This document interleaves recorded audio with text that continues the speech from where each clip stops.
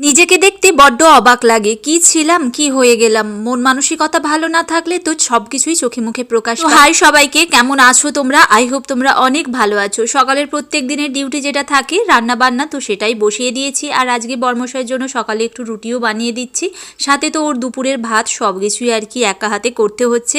যাই হোক, এইদিকে ভাতটা মোটামুটি হচ্ছে, আর ভাতের যা যা তরকারিপত্র সেগুলো হয়ে গিয়েছে। আর ভাতের ওইখান থেকে একটু তরকারি নিয়ে রুটিটা দিয়ে ওকে খেতে দিয়ে দেবো। তো যাই হোক, এইদিকে ভাত টাত হয়ে যাওয়ার পরে রুটিটা আমি আর কি ভাজাভুজি করে নিচ্ছি। মাত্র ওর মতোই 3টে এখন ভেজে দিচ্ছি, পরে আমারগুলো আর কি ভেজে নেব। তো ওইদিকে কিন্তু ও স্নান টান সেরে নিয়েছে, তাই ওর কৌটো টৌটোগুলো এবার রেডি করে দিতে হবে। তাই আর কি ধোয়াধুয়ি করে নিয়ে তারপরে সব কিছু গুছিয়ে দিয়েছে। ওর খাওয়া হয়ে গিয়েছে, সব টেবিল মুছে দিয়ে তারপরে ওর খাবারটাও ব্যাগের মধ্যে ঢুকিয়ে দেবো, কারণ ওই যে বেরিয়ে চলে যাবে ও। যাই হোক চলো, এরপরে তো আবারও এখন আমার বাসি কাজকর্ম রয়েই গিয়েছে। তো ওকে ছেড়ে দিয়ে তারপরে কিন্তু এদিকে আমি আবারও কাজে লেগে পড়লাম। কিচেন টিচেন তো কোনো কিছুই ক্লিন হয়নি, সেগুলোই এবার ধীরে ধীরে কাজ করা শুরু করেছি।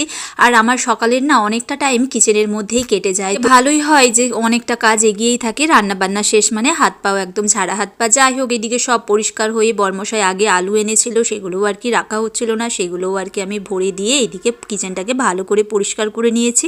এরপর আর কি রুমে আর ডাইনিংয়ের সব কিছু আর কি পরিষ্কার করা শুরু করব।